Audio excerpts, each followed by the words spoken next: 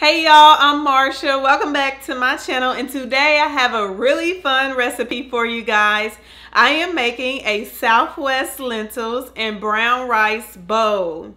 So I actually got inspired to make this recipe from a protein pack that I used to buy all the time at the grocery store in the freezer section. So I have been buying this protein pack for a couple of years now, and I loved it. It tastes really good, but it was a small pack. It cost maybe about $4, and it's one serving size. So about 6 months ago, I started thinking, I probably could make this on my own. On top of that, if you're familiar with frozen meals in the frozen food section, a lot of times they tend to be high in sodium, and they tend to have a lot of preservatives, like names that you can't even pronounce. So I figured that trying to make this on my own would probably be healthier for me. It would probably save me a little bit more money because I can make a big batch and it could stretch, and it's perfect for meal prep. So I was like, what will it hurt? So I tried it out and I actually love it. So I've been making it for a while now, and I can't wait to share the recipe with you. So before we get started, if you haven't already subscribed to my channel, make sure you hit that subscribe button down below along with the bell so you'll never miss when I upload a video. All right, without further ado, let's jump into the recipe.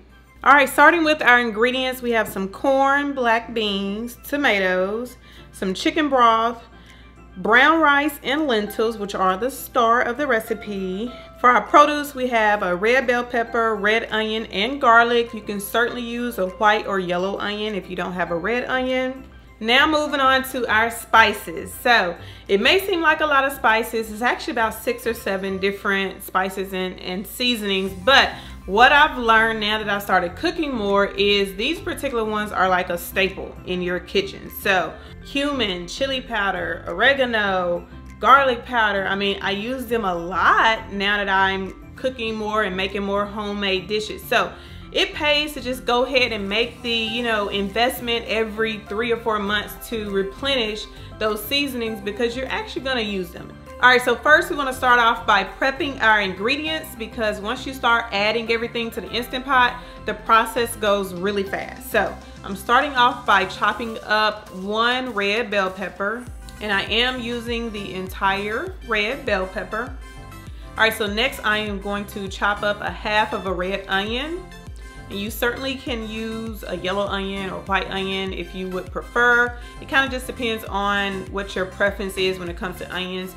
Most of the times I either use yellow or red in most of my dishes. So this time I am using red onion. And then last, I'm going to chop up 2 garlic cloves.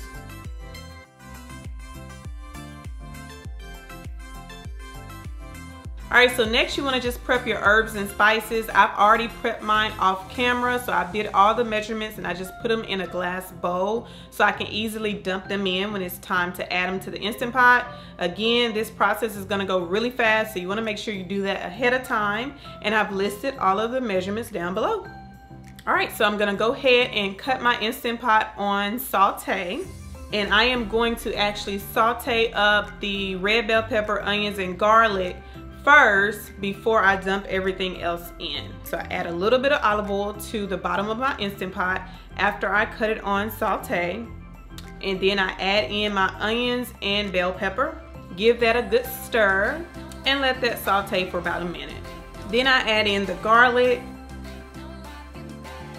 give that a good stir, and now it's time to dump in my spices. So first I'm adding my cumin, chili powder, and adobo seasoning.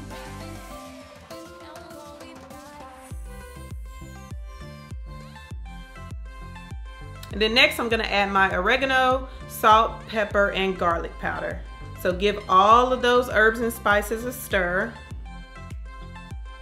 And it's actually good to kind of let those saute a little bit as well in with the peppers and onions to kind of release some of its flavor before you dump everything in. So I'm gonna actually let that stir around for about 30 seconds or so. And then it's really time to just dump and go. So I'm gonna go ahead and add my black beans that I've already drained and rinsed. Next, I'm adding in my corn that I also drained and rinsed. I prefer frozen corn, but I didn't have any frozen corn, so might as well use up all these canned goods. Next, I'm adding in my brown rice that I rinsed really good as well. Then I'm adding in my lentils, a can of diced tomatoes, and I actually like the petite diced tomatoes for this particular recipe, and some broth. You could either use chicken broth or vegetable broth.